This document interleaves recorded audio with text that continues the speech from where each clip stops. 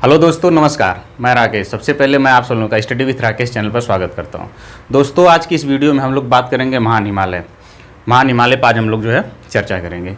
तो आइए, इसको स्टार्ट करने से पहले हम लोग जो है कल की पिछली वीडियो में देखे थे ट्रांस हिमालय, इसी से संबंधित है, उसके बारे में एक रिकॉल कर लेते हैं, फिर आगे अपने टॉपिक पर चलते हैं। पहले हम देखते हैं ट्रांस हिमालय की अगर हम बात करें, ट्रांस हिमालय पर्वत जो है यह जो है यूरेशियन प्लेट पर अवस्थित था और इसका निर्माण जो है हिमालय पर्वत से पूर्व हुआ था। हिमालय पर्वत से इसका पूर्व हुआ था। इसकी जो अगर चट्टान है ये अवसादी चट्टानें नहीं है। इनका जो है इसलिए अवसादी नहीं क्योंकि इसका निर्माण हिमालय से पहले हुआ है, तो वहाँ अवसादों का जो तेथी सागर था उसमें जब अवसाद जमा हुआ तब हिमालय का निर्माण हुआ, लेकिन इसका निर्माण हिमालय से पहले हुआ है, तो इसका मतलब अवसादी चट्टानों उसकी नहीं है। आइए, उसमें कुछ श्रेणियाँ थी उसके बारे में देख लेते हैं। श्रेणियाँ मुख्य रूप से चार भागों में बांटी गई। कौन कौन सी? काराकोरम, लद्दाख, जास्कर और कैलाश रेंज।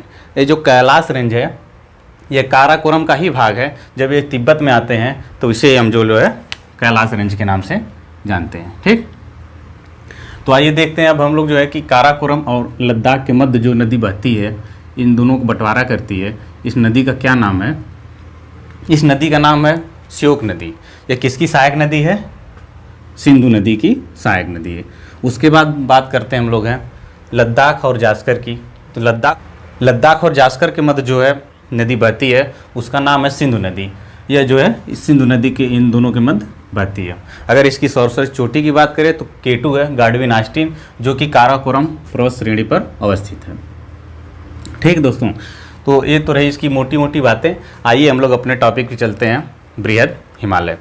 बृहद हिमालय के अन्य दो और नामों से जाना जाता है। अन्य दो और नाम है इसका जो है बृहद हिमालय और जो है कि हिमाद्री हिमालय के नाम से भी जाना जाता है। हिमाद्री हिमालय इसलिए कहा जाता है कि इसकी अधिकांश भाग इसका जो है वर्ष भर बर्फ से ढका रहता है, इसलिए इसे जो है हिमाद्री हिमालय भी कहा जाता है। तो हम देखते हैं इसे, इसके दो अन्य नाम जो हैं, इसको कहा जाता है महान हिमालय के। जो अन्य दो नाम हैं उसमें पहला आता है बृहद हिमालय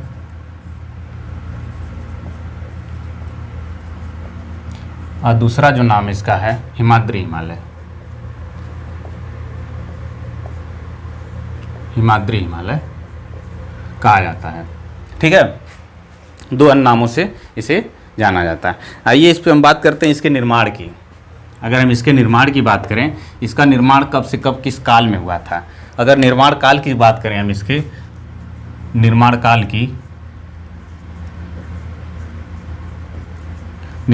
की बात करें तो आदि नूतन से लेके अति नूतन तक इसका निर्माण काल चला था। आदि नूतन से लेके अति नूतन काल तक इसका निर्माण हुआ था।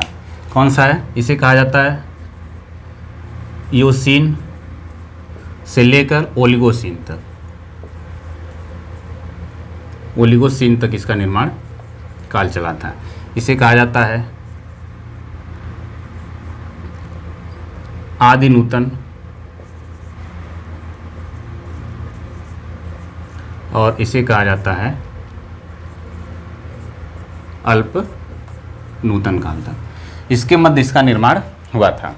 और रही अब इसके हम देखते हैं इसके विस्तार की। हिमालय जो महान हिमालय है इसके विस्तार कहाँ से तक है।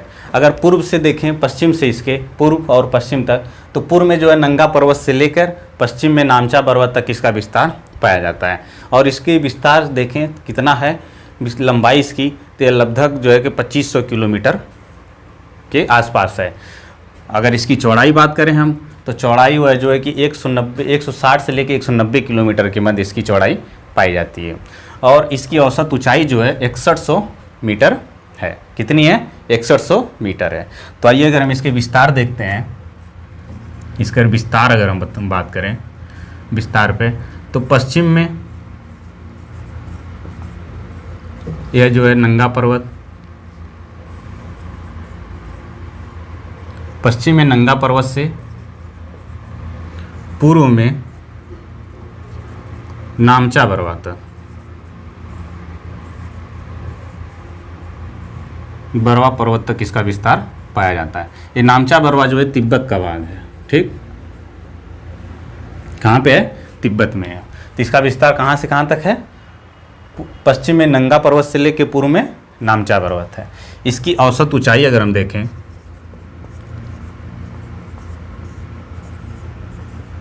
अगर इसकी औसत ऊंचाई की बात की जाए तो इसकी औसत ऊंचाई लगभग 6100 मीटर है। इसकी टोटल लंबाई, पूर्व से पश्चिम लंबाई अगर इसकी देखें, लंबाई की बात करें तो लंबाई इसकी है 2500 किलोमीटर। ठीक। इसकी चौड़ाई, उत्तर से दक्षिण इसकी चौड़ाई है, अगर यह देखा जाए हम लोग चौड़ाई इसकी बताएं तो इसकी चौड़ाई है लगभग 160 से लेकर 190 किलोमीटर तक इसकी चौड़ाई देखी जाती है। ठीक। इसमें जो है इसका जो चौड़ाई 190 जो पार्ट है, यह जो है पश्चिमी क्षेत्र में पाया जाता है। पूर्वी क्षेत्र में जाते जाते इधर जो है पतली होती चली जाती है।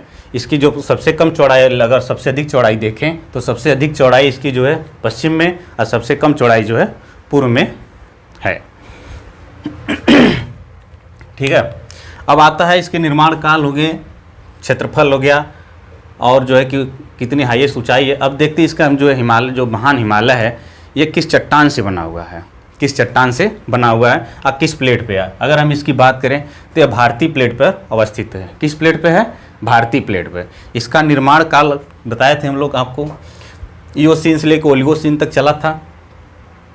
जब यह निर्माण हुआ था इसका, यह तेथिस एक सागर था, उसी के मलबे में जब उसमें बलन पड़ा तब इसका निर्माण हुआ था। तो आइए हम लोग देख देते हैं इसकी चट्टानें किस प्रकार की हैं। ठीक है। ये हो गया तो आप लोग स्क्रीनशॉट ले लीजिए, आगे बढ़ते हम लोग हैं। ठीक।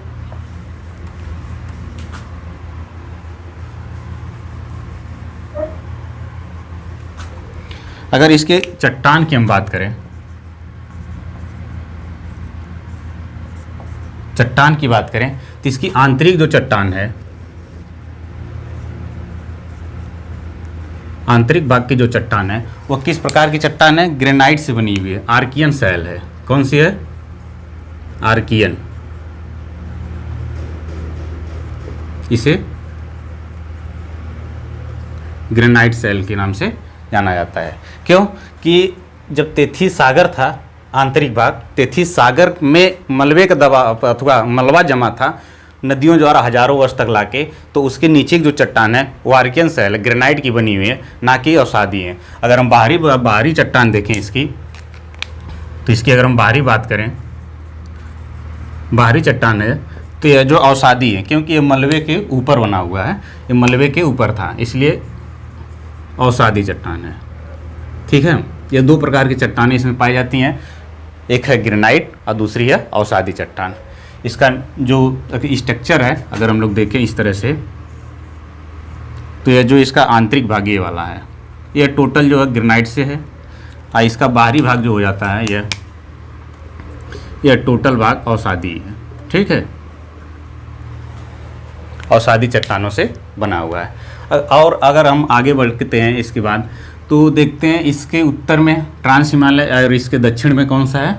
मिडल हिमालय है। इसके उत्तर में ट्रांस हिमालय और इसके दक्षिण में मिडल हिमालय। यह किसी न किसी घाटी या किसी न किसी अभिन्नत घाटी के द्वारा अलग ही होते होंगे। तो आइए उसका नाम जान लेते हैं, किस घाटी के द्वारा यह अलग होते हैं। तो जो घाटी द्वारा अलग अलग होते हैं, उसे पहली घाटी का नाम है, इसके उत्तर में जो ये महान हिमालय है, इसके उत्तर में अगर हम बात करें तो इसके उत्तर में घाटी जो है उसे कहा जाता है सिंधु सांगपो सचर जोन। कहा जाता है? Sindh Tsangpo suture zone. इसे कहा जाता है इंग्लिश में इंडस सांगपो सचर जोन। यहाँ टी साइलेंट होता है, इंडस सांगपो सचर जोन कहा जाता है। इसे शॉर्ट फॉर्म में ITSZ नाम से जाना जाता है। दोस्तों इसी एग्ज़ाम में जो है कि इसी नाम से ही पूछ लिया जाता है कि जो महान हिमालय, हमारा बृहद हिमालय है, इसके उत्तर में ट्रांस हिमालय के मध्य किस अभिन्नत घाटी द्वारा ये दोनों अलग होते हैं? किसके द्वारा होते हैं? कभी कभी दे देता है सिंधु सांगपो सचर जोन, पूरा नाम देता है, फिर नहीं तो इंग्लिश नाम देता है, इंडस सांगपो सचर जोन देता है। ये जो नाम है इसे इंग्लिश में ही यही प्रोनाउंसिएशन किया जाता है और हिंदी में भी। तो कभी कभी शॉर्ट फॉर्म देता है, तो इसलिए दोनों जानना जरूरी था। और अगर बात करें आगे हम, तो इसके दक्षिण में जो भाग है, अगर दक्षिण में देखा जाए, जो है दक्षिण में इसके है मिडिल हिमालय, तो ये भी किसी न किसी अभिन्नत घाटी द्वारा अलग ही होता होगा। तो उसे कहा जाता है मुख्य केंद्रीय क्षेत्र। क्या कहा जाता है? मुख्य केंद्रीय क्षेत्र। तो आइए उसके जानते हैं इंग्लिश में नाम क्या कहा जाता है, मेन सेंट्रल थ्रस्ट के नाम से जाना जाता है। इसे शॉर्ट फॉर्म में MCT कहा जाता है। क्या? MCT। ये भी इसी तरह से पूछ लिया जाता है कि इनके मध्य कौन सी अवनत घाटी द्वारा ये दोनों अलग होते हैं। ठीक है, अगर ये हो गया हो तो आप लोग इसे 60 किसी ले लिए, हम आगे चलते हैं। इसे मिटाना पड़ेगा हमको क्योंकि जगह है नहीं यहाँ पे।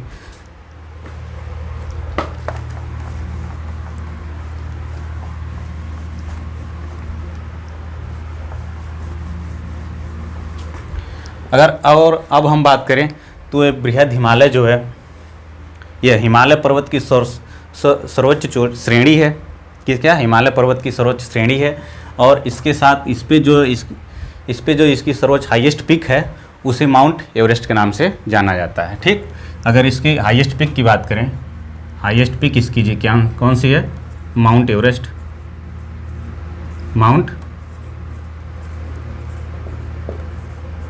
माउंट एवरेस्ट है। इसकी ऊंचाई कितनी है? 8,850 मीटर। अगर किलोमीटर में बात करें तो 8.8 किलोमीटर है। लगभग जो है कि 9 किलोमीटर यह जो है ऊंचा पर्वत है। यह जो है विश्व का बृहद हिमालय का सबसे ऊंचा पर्वत है। लेकिन यह बृहद हिमालय क्षेत्र ही में सबसे ऊंचा है। अगर भारत के दृष्टिकोण से देखा जाए तो कौन सा पर्वत हो जाता है, कौन सी हाईएस्ट पीक हो जाती है? अगर भारत के परिप्रेक्ष्य में देखा जाए, भारत के परिप्रेक्ष्य से देखा जाए अगर हाईएस्ट पीक कौन सी है तो उसे कहा जाता है कंचनजंगा। कौन सी? कंचनजंगा।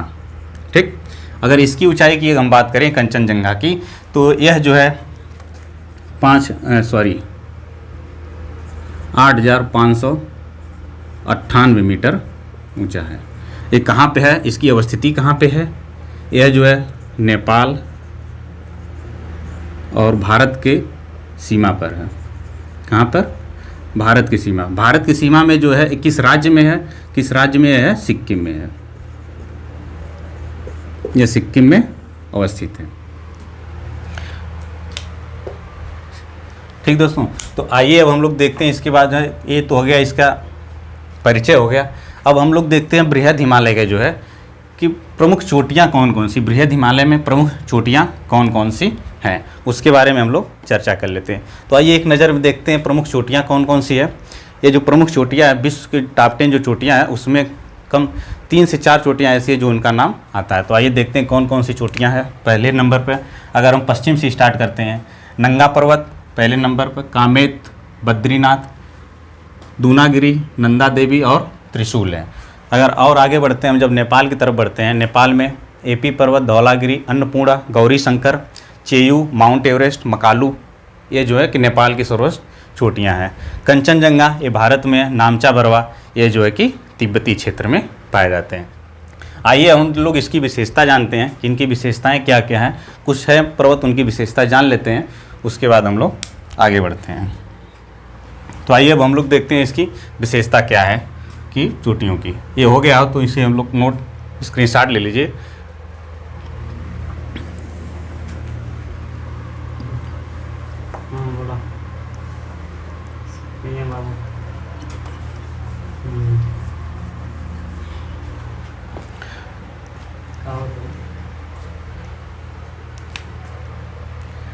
तो अब आगे दोस्तों हम लोग देखते हैं बृहद हिमालय जो प्रमुख चोटियां हैं उसके बारे में। ये जो नंगा पर्वत है ये कहाँ पे है? लद्दाख में, जम्मू कश्मीर में क्षेत्र में है।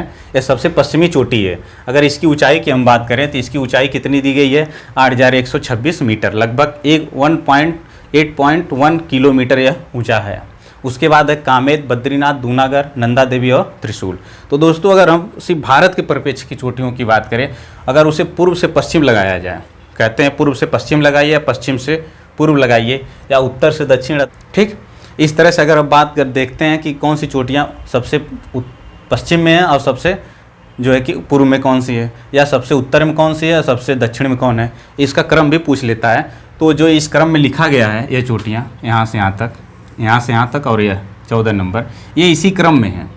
उत्तर से अगर हम बात करें, उत्तर से दक्षिण एक क्रम बैठाइए, जैसे पेपर में पूछ लेता है, इसी में से 4 नाम दे देगा, कह रहा इनको व्यवस्थित कीजिए, क्रम के हिसाब से व्यवस्थित कीजिए, या उत्तर से दक्षिण इनका व्यवस्थित कीजिए। अगर उत्तर से देखा जाए तो पहले नंगा पर्वत है, फिर कामेत है, उसके बाद बद्रीनाथ है, दूनागिरी है, नंदा देवी है, त्रिशूल है और कंचनजंगा। और रहे इसमें जो है कि यह पर्वत जम्मू कश्मीर में है, यह जो है कि उत्तराखंड में है, कहाँ पे है, उत्तराखंड में, और यह जो है सिक्किम में है, सिक्किम में है। उसके बाद एक क्वेश्चन और यहाँ से पूछा जाता है कि इनकी ऊंचाई के क्रम में इनको व्यवस्थित कीजिए, कि भारत में जो प्रमुख चोटियाँ हैं उनका ऊंचाई का क्रम कौन सा है। तो आइए ऊंचाई के क्रम में अगर हम बात करते हैं तो सबसे भारत की ऊंचाई के क्रम में चोटियाँ हैं वो कौन सी हैं भारत के परिप्रेक्ष्य से। तो देखिए, अगर ऊंचाई की दृष्टि से देखा जाए, ऊंचाई की दृष्टि अगर हम देखें तो सबसे पहले आता है भारत की सर्वोच्च चोटी, अभी हम लोग देखे थे, कौन सी है, कंचनजंगा। इसकी ऊंचाई कितनी थी, 8,598 मीटर। उसके बाद हम लोग देखते हैं दूसरे नंबर पर आता है, ये घटते क्रम में है, सारी चोटियाँ सबसे हाईएस्ट, फिर घटते क्रम में हम लोग देख रहे हैं, पहले नंबर पे है, दूसरे नंबर पे, दूसरे नंबर पे आता है नंगा पर्वत, फिर नंदा देवी। ठीक है, अगर हम नंदा पर्वत की बात करें तो कितनी इसकी ऊंचाई है, 8,126 मीटर। नंदा देवी की अगर हम बात करें तो इसकी ऊंचाई है 7,817 मीटर।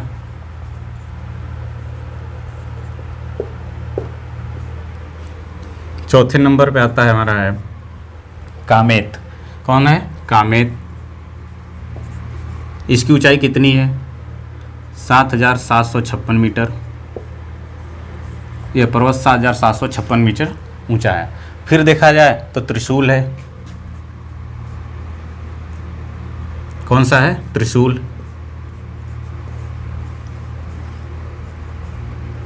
इसकी ऊंचाई की बात करें अगर हम तो 7,140 है।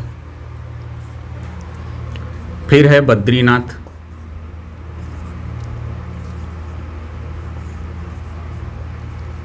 बद्रीनाथ इसकी ऊंचाई देखें तो 7,129 मीटर है। फिर सबसे लास्ट में आता है हमारा जो है दूनागिरी। इसकी ऊंचाई हो जाती है दूनागिरी की 7,066 मीटर। कितनी है, 7,066 मीटर। यही क्वेश्चन पूछा ही जाता है यहाँ से। इसमें से 4 चोटियों का नाम देगा, कहेगा इसको जो है कि ऊंचाई के क्रम में व्यवस्थित कीजिए। ठीक है, तो इसी क्रम में इनको व्यवस्थित किया जाता है। भारत के दृष्टिकोण से हैं, पूरे बृहद हिमालय के दृष्टिकोण से नहीं, ऐसे भारत के दृष्टिकोण से हैं, इसलिए यह महत्वपूर्ण हो जाता है कि ऊंचाई के क्रम में यह कौन सी है। तो कभी कभी यहाँ ये पूरा दे देता है, नहीं से पूछता उत्तराखंड में जो प्रमुख चोटियाँ हैं ये टोटल उत्तराखंड की हैं। ठीक है, इनको भी कहता है कि उत्तर से दक्षिण व्यवस्थित कीजिए। अगर उत्तराखंड की प्रमुख चोटियाँ उत्तर से दक्षिण व्यवस्थित करने के लिए कहा जाए तो यहाँ देख लीजिए, उत्तर से दक्षिण यह जो है ये उत्तराखंड की व्यवस्थित चोटियाँ जो हैं। पहले सबसे उत्तर में कामेत, बद्रीनाथ, दूनागिरी, नंदा देवी और त्रिशूल, ये नॉर्थ टू साउथ है। ठीक, इस क्रम में इनको व्यवस्थित किया गया। ये जो क्रम है इसी क्रम में है, लेकिन ऊंचाई के क्रम में अगर हम बात करते हैं उत्तराखंड के दृष्टिकोण से देखा जाए यहाँ पे, तो नंदा देवी, कामेत, त्रिशूल, बद्रीनाथ और दूनागिरी है। दोस्तों एक क्वेश्चन और यहाँ से उठता है कि जो है नंदा देवी और नंगा पर्वत, ये 2 पर्वत ऐसे हैं जिनका नाम मिलता जुलता है।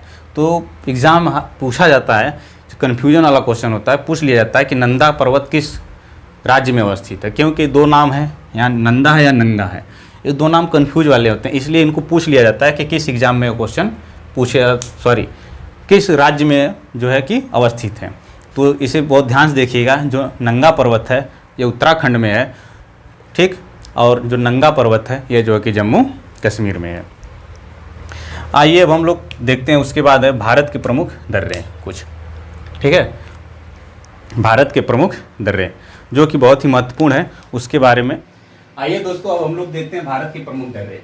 भारत के प्रमुख दर्रे हैं, इनके बारे में हम लोग एक नज़र में देख लेते हैं। भारत के प्रमुख दर्रे जो है किस क्षेत्र में और किस राज्य में। उनके बारे में हम लोग एक नज़र में देख लिया जाता है, फिर इनकी एक एक करके इनकी विशेषता के बारे में हम लोग चर्चा करते हैं। तो चलिए स्टार्ट करते हैं।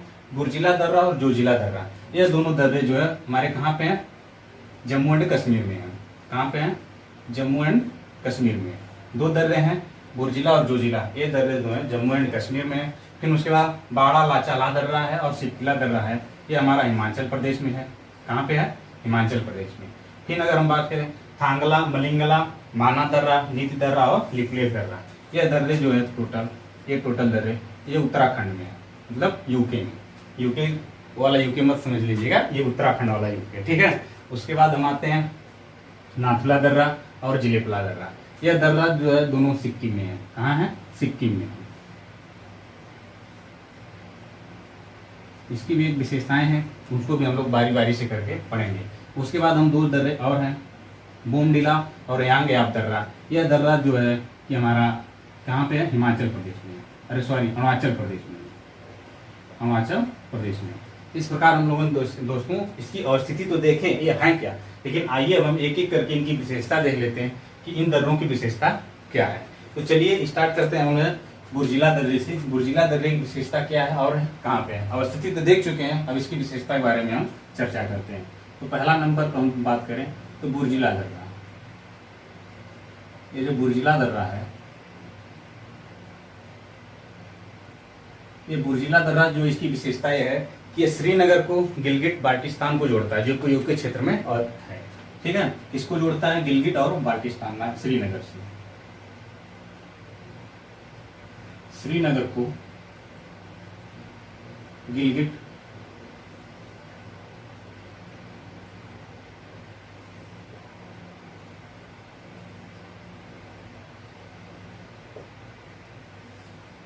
और बाल्टिस्तान को जोड़ने का किस क्षेत्र में है, यूके क्षेत्र में, ठीक है।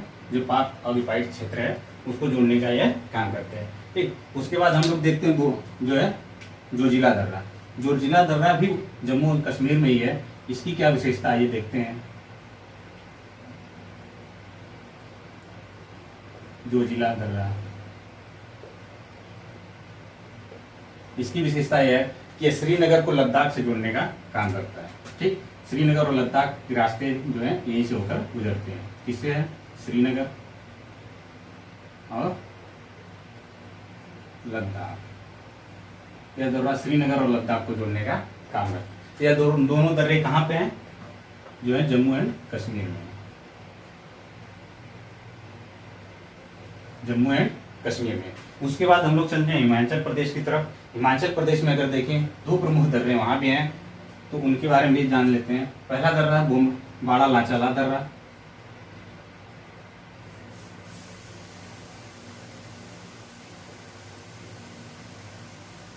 बाड़ा लाचाला दर्रा।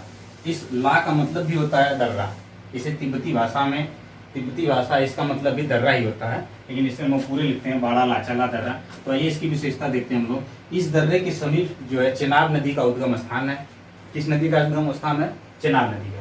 जब दो शाखाओं के रूप में तिब्बत से दो नदियाँ आती हैं, चंद्र और भागा, जब दोनों आपस में मिलती हैं तो उसी मिलन जब जहाँ होता है, जहाँ पॉइंट है, वह चेनाब नदी के बाड़ा लाचा दर्रे के पास में, और उसी जगह भारत में जो है उसको किस नाम से जाना जाता है, चेनाब नदी के नाम से जाना जाता है। तो जो दो शाखाएं जो है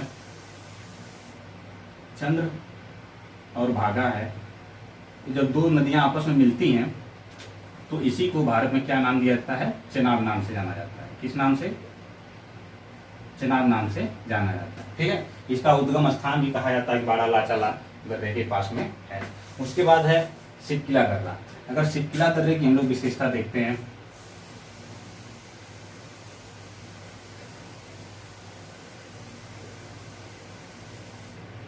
अगर सिपकिले दर्रे की विशेषता की बात करें तो इस दर्रे के समीप से होकर सतलज नदी भारत में प्रवेश करती है। तो यही क्वेश्चन पूछ लिया जाता है एग्जाम में कि सतलज नदी किस दर्रे से होकर भारत में प्रवेश करती है। तो कौन सा दर्रा है, वो है सतलज नदी है, ठीक।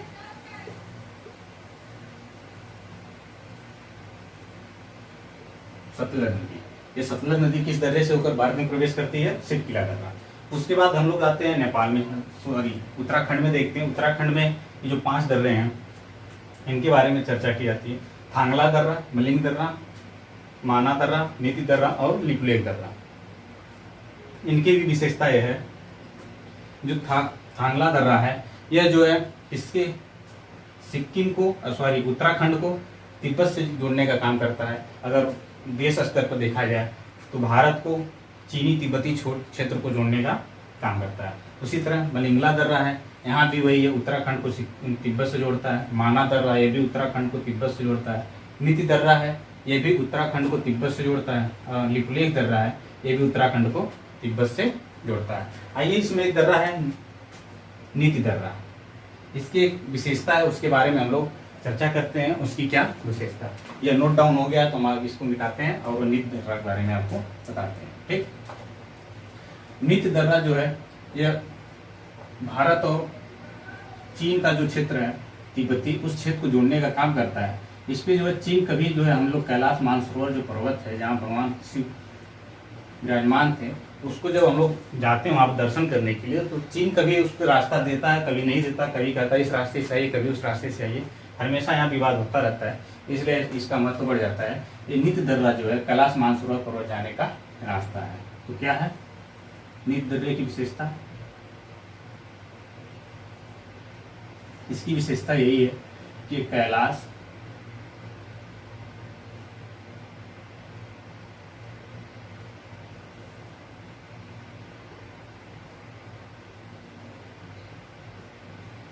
मानसरोवर पर्वत पे हम लोग जाते हैं तो इसी दर्रे के रास्ते से होकर हम लोग जाते हैं। उसके बाद है लिपुलेख दर्रा। लिपुलेख दर्रा अभी विवाद इस पे चल रहा था कि लिपुलेख दर्रे पर नेपाल सरकार ने कहा कि दर्रा जो है कि हमारे क्षेत्र में आता है, अधिकार क्षेत्र में है। इसी दर्रे को भी नेपाल सरकार ने एक अपना जो है कि नया मैप जारी किया और उसमें इस दर्रे को जो अपने क्षेत्र में दर्शाया। चलिए वो तो बात की बात है। आइए इस दर्रे के समीप जो ऐसे कौन सी नदी बहती है? काली नदी बहती है। तो लिपुलेख दर्रा जो है कि जो लिपुलेख दर्रा है इसके समीप से जो है कौन सी नदी बहती है? काली नदी। काली नदी बहती है। ठीक, इसी नदी को जो हम भारत में देखते हैं, कहाँ पे? भारत में। जब भारत में देखते हैं इसी नदी को, तो इसी नदी को भारत में कहा जाता है। जब भारत में प्रवेश करती है पूर्ण रूप से, यह चीन भारत और नेपाल का सीमा रेखा का बंटवारा भी करती है, और जब भारत में पूर्ण रूप से प्रवेश करती है तो इसी को हम लोग घाघरा कहते हैं। क्या कहते हैं? घाघरा। घाघरा नदी के नाम से जानते हैं। ठीक है दोस्तों, अब हम लोग चलते हैं सिक्किम की तरफ। सिक्किम में दो महत्वपूर्ण दर्रे हैं, जो नाथुला और जिलेपला दर्रा। तो आइए देखते हैं नाथुला दर्रे की क्या विशेषता है। नाथुला दर्रे के बारे में जान लेते हैं। ये जो नाथुला दर्रा है,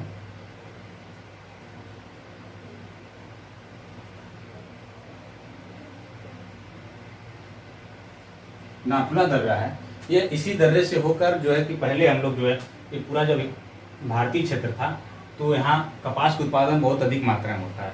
इस कपास का जो व्यापार होता तो चीन के साथ होता था, तो इसीलिए यह जो है सिल्क रूट के नाम से जाना जाता है। तो इस दर्रे को किस नाम से जानते हैं हम लोग? हैं सिल्क रूट के नाम से भी जाना जाता है। इस दर्रे को किस नाम से जाना जाता है? सिल्क रूट के नाम से भी जाना जाता है। उसके बाद हम आगे देखते हैं जिलेपला दर्रा है, वो भी सिक्किम में है। इसकी विशेषता यह है कि अभी जो है सिक्किम को तिब्बत से जोड़ने का काम करता है। यह तिब्बती क्षेत्र जो है इसमें चीन के अधिकार क्षेत्र में है, लेकिन फिर यहाँ तिब्बत ये हम लोग नाम लेते हैं। फिर आते हैं हम लोग चलते हैं अरुणाचल प्रदेश में। अरुणाचल प्रदेश में दो दर्रे हैं, जो है कि बोमडिला दर्रा, ये अरुणाचल प्रदेश को तिब्बत से जोड़ता है, और उसके बाद है यांगयाप दर्रा। इसकी एक विशेषता यही, उसको भी जान लेते हैं। यांगयाप दर्रे क्या विशेषता है देखते हैं हम लोग। है यांगयाप दर्रा, इसकी विशेषता यह है कि इसी दर्रे के समीप से होकर जो है कि भारत में ब्रह्मपुत्र नदी प्रवेश करती है। कौन सी नदी प्रवेश करती है? ब्रह्मपुत्र नदी, जो कि तिब्बती क्षेत्र से होकर भारत में आती है। तो उसका क्या नाम है? ब्रह्मपुत्र नदी।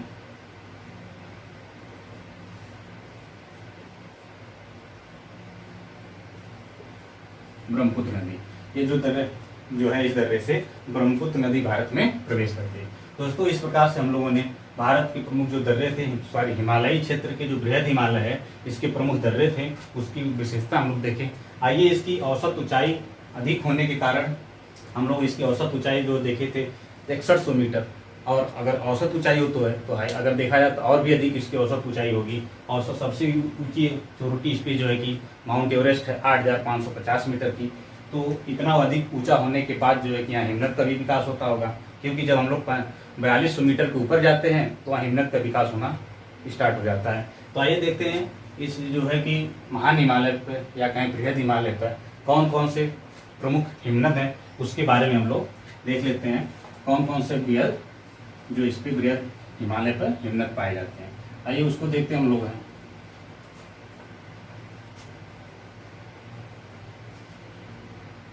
तो पहला अगर हम लोग देखें भारत के दृष्टिकोण से तो बहुत ही महत्वपूर्ण है, जो कि भारत के पवित्र नदी गंगा नदी कहा जाता है, उसका उद्गम क्षेत्र भी वही है, उद्गम स्थान भी वही है, उसे गंगोत्री हिमनद कहा जाता है।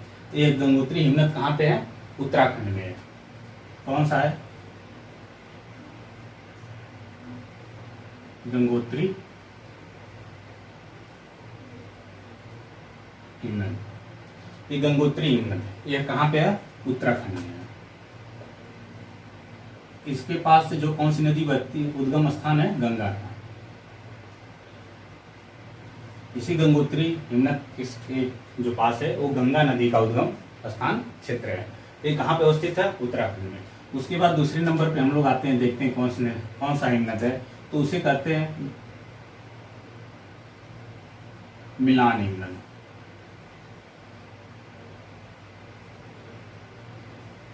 ठीक, ये भी कहाँ पे है? उत्तराखंड में। तीसरे नंबर पे अगर हम बात करें हिमनद की तो उसे कहता है पिंडारी हिमनद।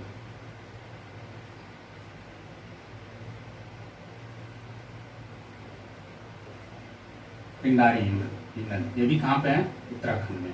हम सिर्फ भारत के दृष्टिकोण में देख रहे हैं, इसमें देखें नेपाल क्षेत्र में बहुत से हिमनद है, लेकिन हम सिर्फ भारत के दृष्टिकोण से देख रहे हैं, इसलिए हम जो भारत में प्रमुख देख रहे हैं तो हिमनद है उसके बारे में चर्चा कर रहे हैं। उसके बाद एक जो है कि प्रमुख है हिमनद है। हिमनद तो ऐसे बहुत हैं, इसमें अभी देखा जाता है कि यमुनोत्री हिमनद भी पाया जाता है, और भी हिमनद इसमें उत्तराखंड में, लेकिन नहीं, जो प्रमुख है जो एग्जाम में पूछे जाते हैं बस उतना देखते हैं लोग हैं।